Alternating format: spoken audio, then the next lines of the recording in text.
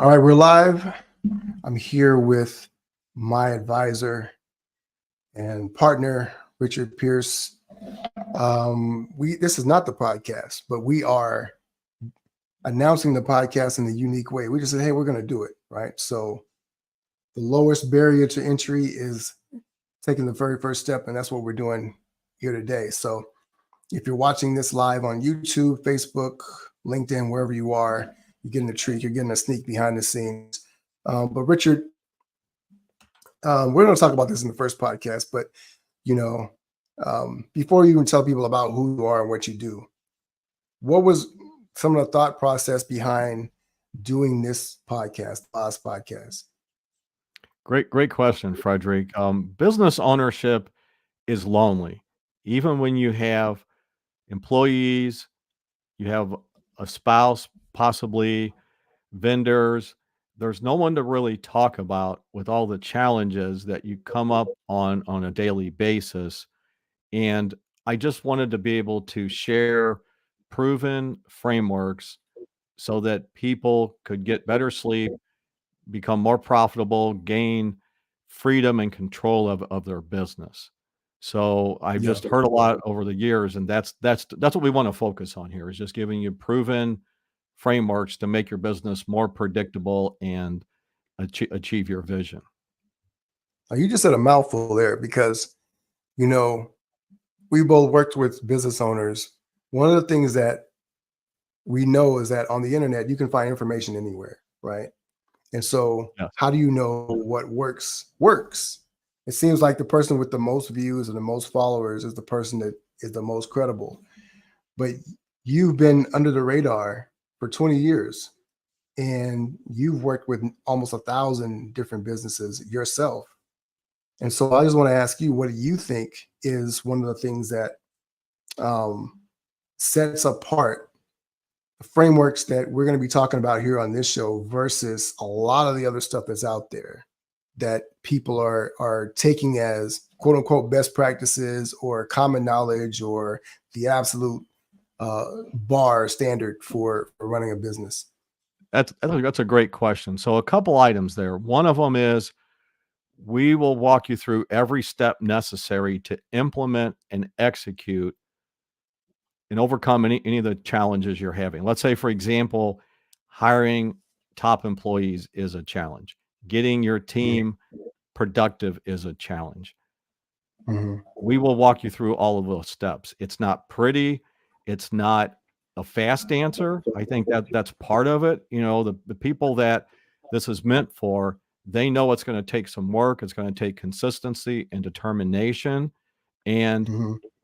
I will tell them what they need to hear, not what they want to hear. There's a lot of people that Right. have a ton of right? A lot of people have tons of followers, and which is great. It's for a different audience, but Mm-hmm. we're going to be brutally transparent with you. And there's things at first you're going to maybe flinch a little bit, like, wow, I have to get out of my comfort zone. Wow, there's no quick fix, right? So, Yeah. I think that's the key is just, I've learned this from working with well over 900 business owners. I've learned that success leaves patterns, it leaves proof. And I'm going to share that. Again, it's not for everybody. It's just for the people that want to multiply their profits while working less hours and create generational wealth. So good question. Good question. You said them there too, because I was actually going to say the very same thing. This podcast is not for everybody, right? So there's a lot of podcasts that are out there talking about how to start your first business, how to make the first 10,000, how to make six figures, whatever the case may be, how to run a business by yourself, how to make $1 million by yourself. We're not trying to be all things to all people because all information isn't valuable to everybody. We're talking to somebody very, very specific. And you said two things there at the end. First of all, and that sounds like a magic pill that you hear a lot of people say, but you want to multiply your profits and work less time, work less hours every week. How can we make that promise to people? Right. Yeah, we can make the promise. We can make the promise if they're compliant with the framework. The science of the compliance. So I'll give you an example. So let's say someone wants to lose 20 pounds, yet Right.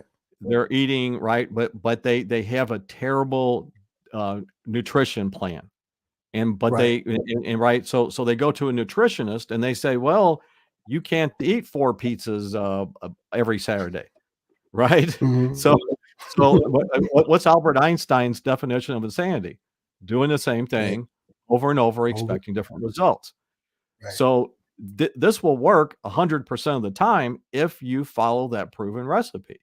So I know it's Right. a little bit of a pun there tied into it, but like for example, if you want to lose 20 pounds in 2 months, whatever that is, and Mhm. gain strength, you can't have bad nutrition. So Right. so it's Right. the same thing in business. So again, it's about timing. You know, that's the key because if someone wants to lose, and I'm picking on pizza, it could be anything, but but that's an example. Is they want that proven recipe. It's up to them to take the action steps.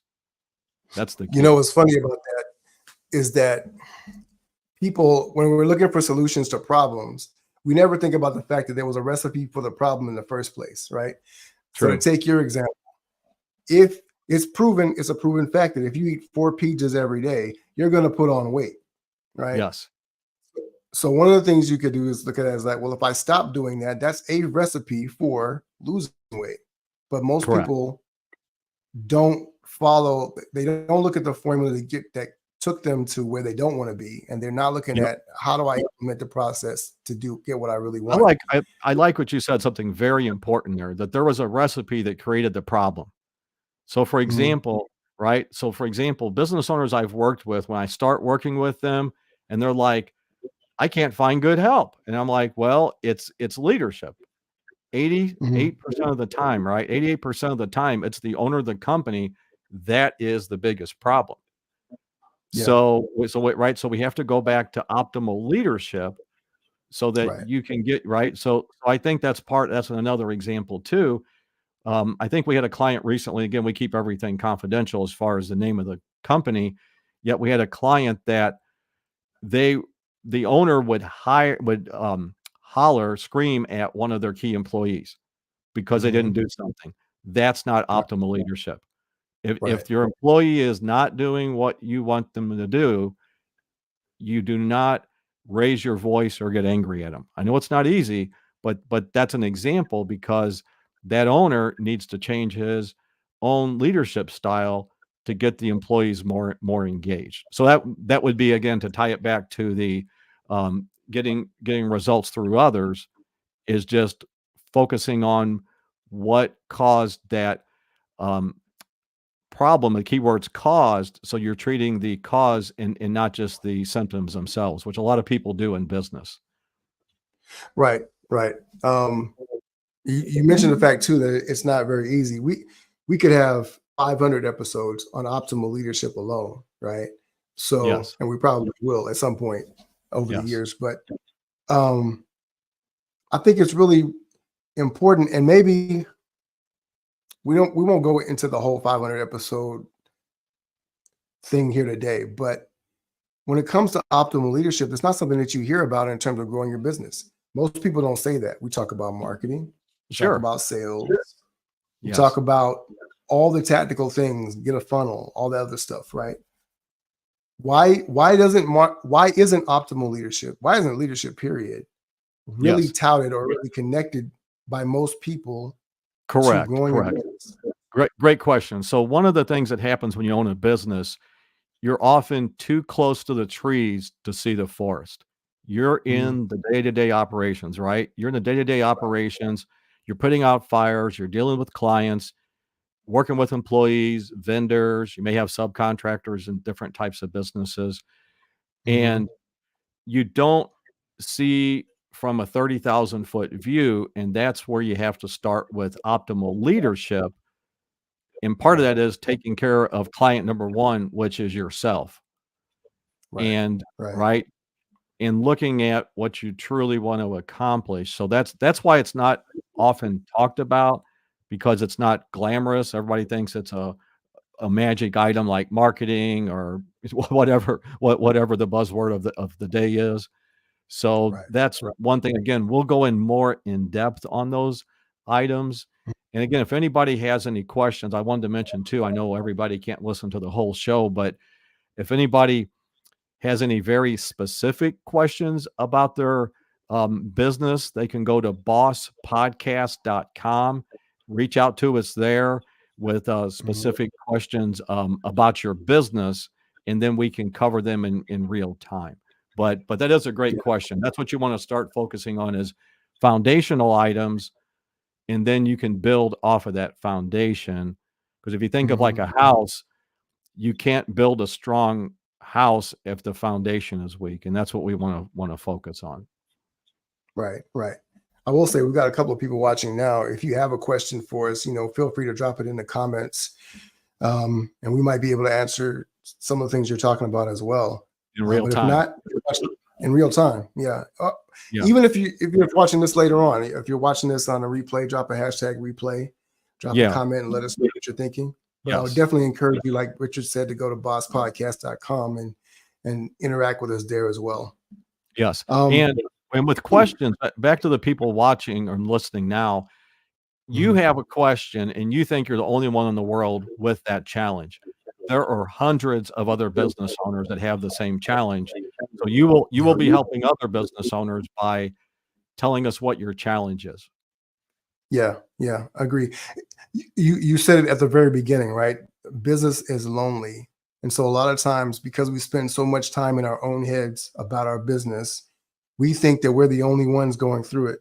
And how many times have you seen different business owners talk about the same issue over and over and over again? And that's why, you can talk about the fact that these are proven frameworks, because when you help one person, it will work because you've seen it happen over and over and over again. Yes, it goes back to that recipe. If you think of a franchise, you go to a Mm, major franchise, right? And it doesn't matter if you're in Pennsylvania or Alabama or California, they have a consistent product because they know what that framework is to make that product predictable. yeah, So yeah, so that's what again I encourage people. Your challenge could be you may think it's small or unusual, but tons of business owners have that same challenge. So it will help other business owners just by, asking us what that very specific question is. I like the way that you use the word recipe, because I think it makes it very relatable. The fact is, a lot of times we make business out to be magic. So we look at the people who are at the very top of the ladder, like Elon Musk or Jeff Bezos or Steve Jobs, rest in peace. And these guys have created ultra wealth, but we almost look at it like it's magic, like they're just so amazing and so incredible. When in reality, they're not the smartest people in the room necessarily all the time, but they have a recipe that they perfected. They follow this recipe that other people have perfected. And so what you're saying is that if you got the recipe, you can get the same results. It's no different than baking Yes. cookies or anything, right? Very, very true. So a lot of people take notes during the podcast here. I'm going to give you 3 critical ingredients to write down here. These are the quote unquote secrets. Okay. So you need 3 items. These are leverage items. Leverage allows you to get a higher return on an investment for your time, your money, and all resources that you put into the business. So one of those, the most critical one, is your talent and your culture in your business. If you're a business of 1 or if you're a business of 100, you have to have that culture and talent engaged at the highest level possible. That's one of them. The second one is your sales and marketing. It has to be a leverage item, right? If you spend so much time doing sales or money in marketing and haven't got a result, you're not leveraging it properly. And the third Mhm, is right, makes you think. And the third one mhm, is what I call internal technologies. So those are, let's say if you're own a construction company as an example, how do you do bids? That's an internal technology. How do you, you know, um, handle job site safety? That's an internal technology. If you're right, Mhm. if you're a dentist, how do you handle a patient that needs complex dental work? That's an internal technology. So you have to look at these items in your business, and the key is they can't all be in your head, right? Think about a Right. great, again, back to the franchise. A great franchise, let's say if it's a restaurant, they have all those recipes, those internal technologies written down. So that's one of the things when we work with business owners is we help you get that information out of your head, because a lot of business owners have a lot of knowledge that they don't capitalize on. They don't turn it into money. So that those are the three items of leverage. Your talent, your culture is one, your Mhm. sales and marketing is two, and the third are your internal technologies. Those are three very specific items that will help you um, achieve your business vision in less time. We got that's a great answer. We got a question actually from one of the viewers right now. We'll put it up Perfect. on the screen. They're saying, I have an issue with giving my employees the same passion that I have for success, growth, and professionalism. I know this automatically goes to what you were just talking about. Yes, I we can't see your name. If you want that's to put your okay. name in the comments, that'd be great too. But Yeah, go ahead. first Go ahead. name, but that's okay. So let me repeat the question. I have an issue with giving my employees the same passion that I have for success, growth, and professionalism. So Mhm. this could be a whole separate podcast, which it will be. I'll give you the cliff notes here. Right. Great, incredible question. So what happens often, we hire somebody, we're paying that employee, and they Mhm. don't have the same work ethic that we do, the same quality control that the owner does. And what you have to look at here is a couple items. So part of optimal leadership is, how do you structure the communication with your employees? I'm gonna tell everybody a Mhm. secret here. Make sure you don't tell anybody. No, you can't. I'm joking. So one of the secrets to this is you go to all of your employees, have a meeting minimum once a week. More often is better. Have a meeting with them and say, we are on a mission to become the world's best dental practice. I'll use that. World's best construction company. We want to be the Mhm. best in the world. Right. And what you do with this is doing that consistently and then focusing on the continuous improvement. And that will filter out, is your employee engaged at a very high level? And you do that through that optimal leadership, and then you start to actually focus on that continuous improvement. That's the key at that point in time. And what this ties Mhm. into, again, there's multiple components here. So what that ties into is making your business a category of one. A category of Right. one, right? So if you think about it, for example, if I said a car, there are all types of manufacturers of cars. But if I said Mhm. Lamborghini, that paints a whole different Mhm. picture in your mind, right? So you want your Right. business to be that category of one. First of all, you have to know that you're working toward that. Again, you're not focused on perfection, you're focused on success. Are we dedicated to being successful and continuous improvement? And then when you have that in your mind and you share that with your employees consistently, then they will become more engaged and have the passion, the quality control. And tied into that, something called the rule of 70. You want to share with them, Frederick, about the rule of 70?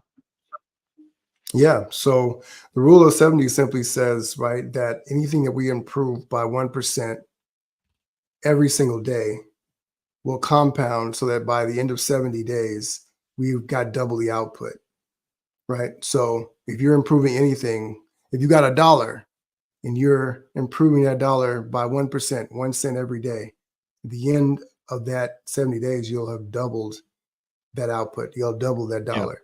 And compound it. So it's the one. So Compound well, it. of course, 1% of a dollar is a dollar and a penny. Of course, is a penny. So so then you've got to have 1% of that dollar in a penny. So that's Yep. where the right. So you're spot on with that. So that's what you have to focus on is, how do I make my business 1% better today than it was yesterday. And then when you go to your Mhm. employees, you ask them, what can you do your job 1% better? So let's say it could be any company. It could be a bakery. So you have a bakery. You have a bakery. How does the person that does what waits on the front counter? How do they do customer service 1% better today than yesterday? Do they remember Mhm. a frequent customer's first name?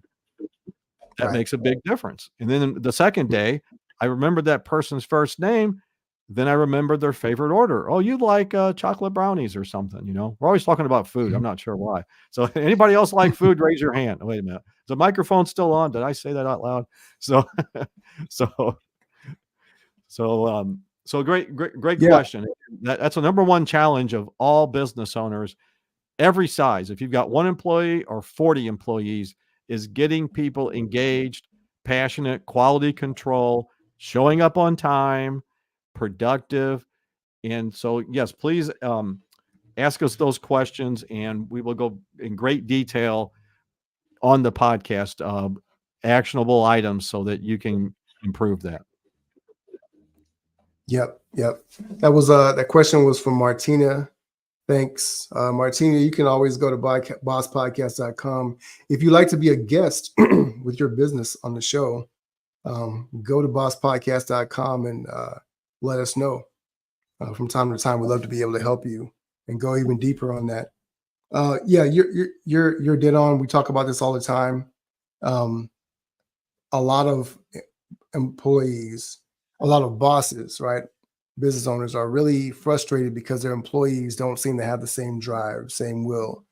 And we'll talk about this more in other episodes too, about how you can actually solve part of that problem by just hiring better people, right? Attracting better talent. That's the Uh, key. it's hard to That's the key. build it's hard to build a culture with the wrong people. It's impossible, actually. You can't build the right culture with the wrong people. And so part of that is getting the right people on the bus so you can have a better team to be able to build your business with. 1,000%, 1,000%. And one of the things we will cover in a future we even cover it. I know we're doing one Monday, another Mhm. podcast is we will cover the best practices for hiring top talent, how to avoid hiring the wrong people, and how to attract the people that are the best match for the vision of your business. We will give you Yeah. actionable items to making that happen as well and everything. Yeah, one of the things I'm excited about doing this show is that we're going to do just what you said, right? We do this when we work with our clients, and we're going to bring that same level of value here to the show. Is that a lot of times you'll hear great advice. It sounds wonderful. They're talking about the great results they got, but then there's all the little details, and you're trying to figure out, how do I take all of this information and actually install it into my business? How do I implement it today? And you take one tactic that you can remember, or one tactic that you understood, and you put it in. But if it's in the wrong place, if it's out of sequence, if it's still too difficult, too expensive, whatever the case may be, you can't implement it.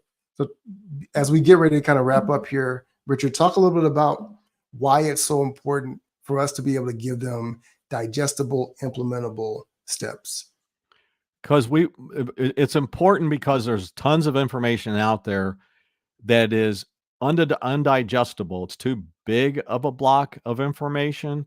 And as you shared, Frederick, they don't give you all the steps in between. When you hit that bottleneck, let's say, for example, saying hiring top talent. That sounds good in theory, Mhm. but where do I find these people at? How do I interview them? What do I Right. say? What do I not say? You know, Mhm. I have a candidate that can make more money some other place. I can't pay them as much as somebody else. How do I hire that person without paying them top dollar?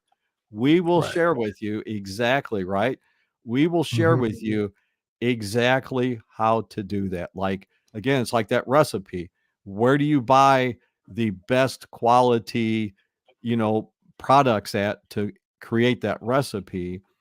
And then if you have people, again, like you were saying, you can't build great culture with the wrong people on there. How do you hire somebody to replace somebody that is terminal to your culture. Because some employees keep, right? Some people keep employees because they don't have a better alternative. And that's the worst thing to do, right? I'm So we will I'm go ahead. laughing. No, I'm laughing because you're a psychic. Martina actually put a question in the comments that actually goes right to the heart of that. Do you want to take time, a couple of seconds to answer that? I'll put it up Sure, on the screen absolutely. here. Absolutely. Let me I'm old and I have to put my glasses on to read. How do I fire my friends with extraordinary culinary skills? Everyone can't cook and hospitable. Can I bring out their professionalism and increase the work ethic? Okay, so that's probably a 45-minute conversation. I'll give you the cliff notes here. So one of them is definition of optimal leadership. Optimal leadership is the inspiration. You're inspiring somebody internally. They have energy in them, and you get that energy out of them so that they're engaged and productive at the highest level. It's the opposite of management. Management is control. Control takes a lot of energy out of you. It's very limiting. Show up at 9 o'clock, you take lunch at 12. That's control. That's management. It's the opposite, and it takes a ton of energy and time out of you. That's what you have to focus on is the energy in that person. How do you lead them to get the most energy out of them to make them more productive? And how do you fire your friends? First of all, see if you're doing optimal leadership. Reach out to us. We'd be glad to talk to you about that. And one of them is if it's not a match, hiring your friends is a two-sided coin. Sometimes it's just not the right match. You hire them for their personality, but they don't have the same vision that you do for your business. But have you shared that with them? Have you shared it with them? First thing to ask yourself, have you shared with them, I'm on a mission? He said culinary, which is a big universe, which we love culinary businesses. So let's say it's a bakery, whatever it may be. Have you shared with your friend consistently, we are on a mission to be the world's best bakery, the world's best restaurant? Have you shared that with them? Probably not, but that's okay. That's why you're here, because you can go share that with them. What are your thoughts on being the world's best restaurant? See if that in right. And what you're doing, you're looking for that energy in that person. If they're like, this is great. So you have to start with that. And increasing work ethic, this goes back to have you hired the right person? So, for example, if we're going to be the world's best restaurant and you ask your friend and let's say the friend is a chef, I'll use that as an example. What would the chef do that works at the world's best restaurant? Would they show up every day on time? Would they cook the best meal there is? Would they look at, in restaurants, it's called food cost, labor cost. There's a lot of metrics involved there. But would they look at food cost? Do they know menu engineering? Again, these are industry specific items, but that's part of it. So again, I was cliff noting a 45-minute conversation here, but that's the key. Sometimes friends and family is not the best. Right. Sometimes it is. 80-90% of the time, it is not the best to hire people that it's easy, but it's not the best. It can lead to tricky situations and everything. Great question. Martina's saying awesome, thanks. So hopefully that was valuable for you, Martina. And come back to the show. Go to bosspodcast.com if you would love to be on the show. We could answer those questions and kind of walk you through some of these frameworks on a particular show as well. Do you want to share with them also that we will mail out no cost? We'll pay for shipping, production, and everything. We have a visual business tool that I've developed over the last 18 years of working with business owners. If you go to bosspodcast.com and you can email us, text us, and we will mail it out to you. So you'll have a very powerful tool that you can use for your business. The reason we're doing this, the reason we're investing in this is we're here to build long-term business relationships with owners that are serious about making a change in their business. Right. This is 100% about being as valuable as we possibly can. And there's nothing more valuable than a long-term business relationship, not just trying to sell you something and give you a free download or something like that. So I think that's awesome. Bosspodcast.com. You'll get all the details on that if you want to participate. We're going to start. We're actually, this is not even a podcast, right? So hopefully we've already been able to help somebody, one business owner, That's going huge. just a fraction of the way into some of the strategies and mindset and frameworks that she's going to need to be able to scale her business. Imagine what will happen when you actually tune into the podcast, which we'll be launching here live on next Monday. That's the 12th, March 12th, I think. If you're watching this after that, then you'll find it on YouTube, Facebook, or LinkedIn. Make sure you like, follow, and subscribe, all those things. But most of all, tell your friends and come back so we can continue to share more with you. That's the time. We hopped on here live and we are done. Thanks again for everybody who stopped in for a second, a minute, or even longer. Everybody stay safe and productive. Absolutely. So we'll catch you next time for the Boss Podcast. All right.